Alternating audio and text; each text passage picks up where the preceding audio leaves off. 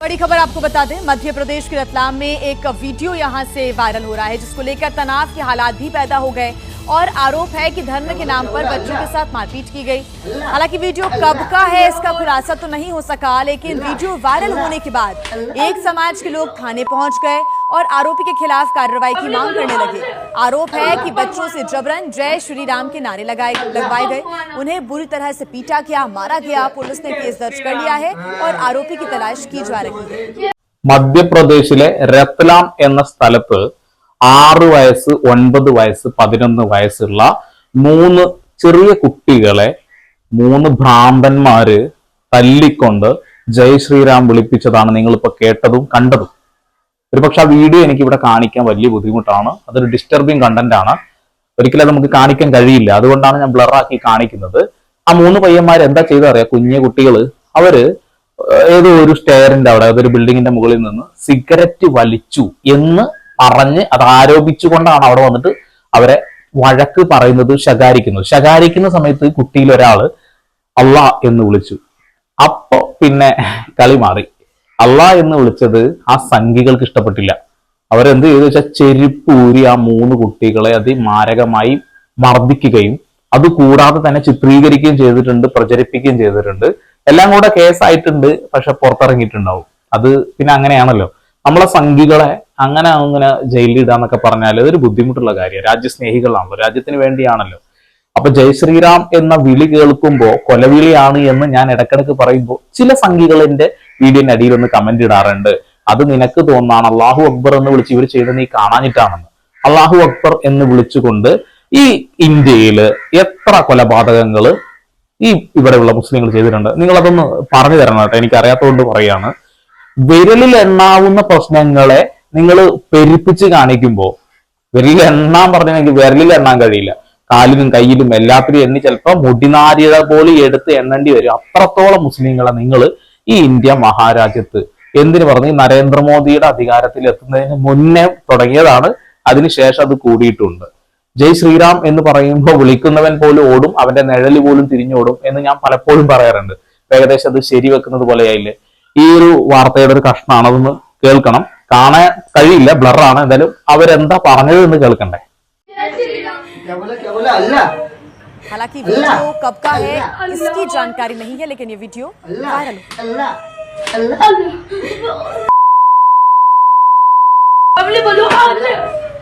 भगवान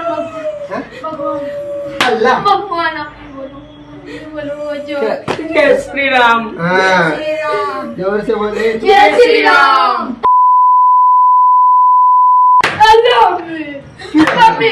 സോറി, എനിക്കത് ഞാനും പറഞ്ഞുതരാം എന്ന് സംഭവിച്ചത്. അത് കേട്ടോണ്ടിരിക്കുമ്പോ രക്തം തിളക്കിയാന്നൊക്കെ പറഞ്ഞിട്ടില്ലേ, അത് തിളച്ച് മറയുന്നുണ്ട്. നമ്മുടെ നാട്ടിലൊക്കെയാണ് ഇത് പറയുന്നത്, ഇത് ചെയ്യുന്നത് എങ്കിൽ ആ സംഘികളുടെ അവസ്ഥ ഇപ്പൊ എന്താവും? വെന്റിലേറ്ററിൽ എത്തിയിട്ടുണ്ടാവും, ഒരു സംശയവും വേണ്ട. അത്ര അധികം വൃത്തികേടുകളാണ് അവർ ചെയ്തുകൊണ്ടിരിക്കുന്നത്. UP ആണെങ്കിലും മധ്യപ്രദേശൊക്കെ ആണെങ്കിലും ഇത് നിരന്തരം നമ്മൾ കേട്ടുകൊണ്ടിരിക്കുന്ന കണ്ടുകൊണ്ടിരിക്കുന്ന ഒരു കാര്യമാണ്. ഈ പകല് പോലെ സത്യമാണ് ഞാൻ വിളിച്ചു പറയുന്നത്, ഒരു നുണയും പറയുന്നില്ല. പല ആളുകളും കമന്റ് ഇടുന്നത് എന്താണെന്നറിയോ, എനിക്കത് ഭയങ്കരമായിട്ട് വിഷമം തോന്നിയിട്ടുണ്ട്. നീ മുസ്ലിങ്ങളെ ഇങ്ങനെ സപ്പോർട്ട് ചെയ്യുമ്പോൾ നിനക്ക് പണി കിട്ടും, നീ ഇവരെ താരാട്ടിക്കൊണ്ടല്ലേ നീ ജീവിക്കുന്നതെന്നൊക്കെ ചില നായ്ക്കാട്ടങ്ങൾ കമന്റ് ഇടാറുണ്ട്.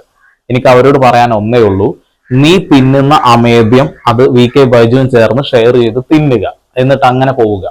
ഞാനിവിടെ ന്യൂനപക്ഷങ്ങൾക്ക് എതിരെ നടക്കുന്ന പ്രശ്നങ്ങളെ കുറിച്ച് മാത്രമല്ല ചർച്ച ചെയ്യാറ്. എന്റെ വീഡിയോ മുഴുവൻ കാണാത്ത ഏതൊക്കെയോ നാറികളാണ് കമന്റ് ഇടുന്നത്. ഹിന്ദു എന്നോ മുസ്ലിമാനെന്നോ ക്രിസ്ത്യൻ എന്നോ ഒരു വേർതിരിവില്ല, ഒരു രാഷ്ട്രീയ വേർതിരിവില്ല.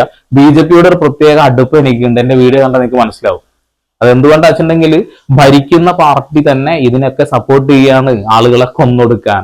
അത് പിന്നെ നമ്മൾ ചൂണ്ടിക്കാണിക്കണ്ടേ? ഇപ്പോ കോൺഗ്രസ് ആണ് ഭരിക്കുന്നതെങ്കിൽ കോൺഗ്രസിന്റെ ഭരണത്തിനടിയിൽ വരുന്ന പ്രശ്നങ്ങൾ ചൂണ്ടിക്കാണിക്കുക തന്നെ ചെയ്യും. നല്ലതാണെങ്കിൽ നല്ലതും പറയും, പക്ഷെ ഇവിടെ നന്മയില്ല. ഇവിടെ ഏറ്റവും കൂടുതൽ കാണുന്നത് എന്താ? വൃത്തികേടുകളാണ്. ശ്രീരാമന്റെ പേരും പറഞ്ഞുകൊണ്ടാണ് ആളുകളെ കൊല്ലുന്നത്. ഞാൻ എന്താ പറയണ്ടേ, എനിക്ക് ശരിക്കും ഭയങ്കരമായിട്ട് വൈകാരികമായ ഒരു നിമിഷമാണ്. കേരളത്തിലാണെങ്കിൽ ആ പയ്യന്മാരുടെ അവസ്ഥ പറയേണ്ടതായിട്ടല്ലോ അല്ലെ. ഇവിടെ വരില്ല, ഇവിടെ വന്നു കഴിഞ്ഞിട്ടുണ്ടെങ്കിൽ പിന്നെ അവൻ ചിന്തിക്കുമ്പോൾ തന്നെ അവിടുന്ന് 8ന്റെ പണി കിട്ടും. ഇതൊക്കെ കണ്ടുകൊണ്ടും ഇവിടെയുള്ള ചില BJP നേതാക്കന്മാർക്കും RSSകാർക്കും ഒക്കെ ഇങ്ങനെ രോമാഞ്ചിഫിക്കേഷൻ വരുന്നുണ്ടെങ്കിൽ അവരുടെ മനോഭാവം ശാഖയിൽ നിന്ന് പഠിപ്പിച്ചു കൊടുക്കുന്ന ആ ഒരു കാര്യം എത്രത്തോളം ഭീകരമായിരിക്കും.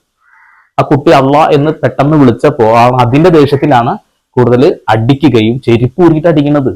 എന്നിട്ട് പറയുകയാണ് ജയ് ശ്രീറാം ജയ് ശ്രീറാം എന്ന് വിളിപ്പിക്കുകയാണ്.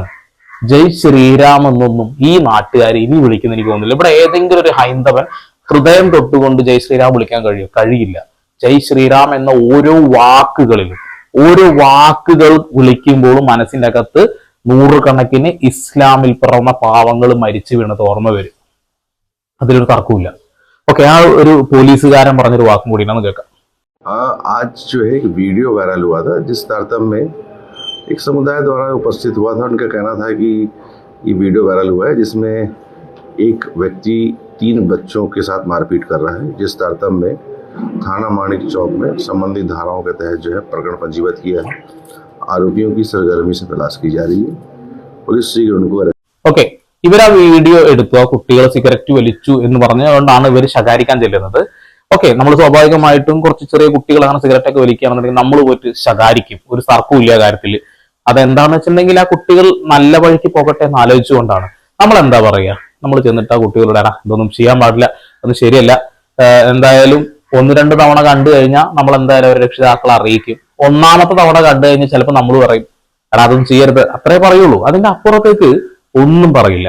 പക്ഷെ ഇവിടെ ചെയ്തതെന്ന് വെച്ചിട്ടുണ്ടെങ്കിൽ അത് ചോദ്യം ചെയ്യുകയും അവരുടെ ഇഷ്ട ദൈവം എന്ന് ഇവർ വിളിക്കുന്ന ആ ഒരു മനുഷ്യന്റെ പേര്, ജയ് ശ്രീറാം എന്ന മനുഷ്യന്റെ പേര് വിളിപ്പിച്ചുകൊണ്ടിരിക്കുക, തല്ലുക, എന്താ ഞാൻ പറയുക ഇതിനൊക്കെ.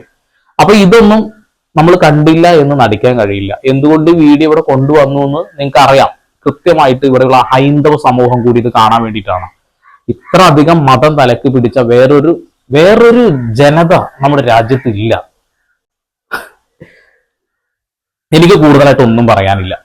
പരമാവധി ജനങ്ങളിലേക്ക് ഇത് എത്തിക്കുക, ഷെയർ ചെയ്യുക. വേറെ എന്താ ഞാൻ പറയാ, സംസാരിക്കുമ്പോൾ ചിലപ്പോൾ ഞാൻ തെറി വിളിച്ചെന്ന് വരും, ചിലപ്പോൾ അങ്ങനെ അരിശം മൂത്ത് എന്തെങ്കിലുമൊക്കെ പറഞ്ഞെന്ന് വരും. അത്ര വൃത്തികേടുകളാണ് ആ ചെറിയ കുട്ടികളോട് ആദ്യം ചെയ്തിട്ടുള്ളത്. അപ്പൊ സംഘികൾ എന്ന് കേൾക്കുമ്പോൾ എന്ത് ചെയ്യണം, ഒരു കരുതലോടുകൂടി വേണം നമ്മൾ ഓരോ കാര്യങ്ങൾ ചെയ്യാൻ. നിങ്ങളുടെ മക്കൾക്ക് നല്ല രീതിയിലുള്ള ഒരു പഠനം കൊടുക്കുക. ഹിന്ദു ആണെങ്കിലും മുസൽമാൻ ആണെങ്കിലും ക്രിസ്ത്യൻ ആണെങ്കിലും ഒരേ രീതിയിൽ കൊടുക്കുക. മതഭ്രാന്തന്മാരായ ആളുകളുടെ അടുത്തേക്ക് പോകുമ്പോൾ കുറച്ചൊന്ന് മാറി നിൽക്കുക എന്നുള്ളത്. പിന്നെ പ്രധാനപ്പെട്ട മറ്റൊരു കാര്യം, നമ്മുടെ മക്കൾ വഴിതെറ്റി പോവാതിരിക്കാൻ എല്ലാ രീതിയിലും നമ്മൾ തന്നെ പണിയെടുക്കണം എന്നുള്ളതാണ്. ഇപ്പൊ സിഗരറ്റ് വലിച്ചതിന്റെ പേര് പറഞ്ഞുകൊണ്ട് മുസ്ലിം ആയതുകൊണ്ട് തല്ലി എന്നുള്ളതുള്ളൂ. തല്ലിയിട്ട് ആ ഒരു പദം, ആ ഒരു നാമം ഇവർ വിളിപ്പിക്കാനുള്ള ശ്രമം നടത്തി. അപ്പൊ അതിൽ പോലും നമ്മൾ ഒരു ഇതുണ്ടാക്കരുത് എന്ന് എനിക്ക് പറയാനുള്ളൂ. നമ്മുടെ മക്കളെ നമ്മൾ തന്നെയാണ് നല്ലപോലെ നോക്കേണ്ടത്. നമ്മുടെ മക്കളെ നമ്മൾ നല്ലപോലെ നോക്കിയാൽ ഈ വർഗീയ കോമരങ്ങളായിട്ട് മതഭ്രാന്തന്മാരായിട്ട് ആരും മാറില്ല. ചാനൽ ഇഷ്ടപ്പെടുന്നുണ്ടെങ്കിൽ സബ്സ്ക്രൈബ് ചെയ്യുക, ലൈക്ക് ചെയ്യുക. വീണ്ടും പുതിയ വാർത്താവിശേഷങ്ങളും ഞാൻ വരും. അതിലേക്ക് സന്ദീപ് എടപ്പാൾ സൈനിങ് ഓഫ്.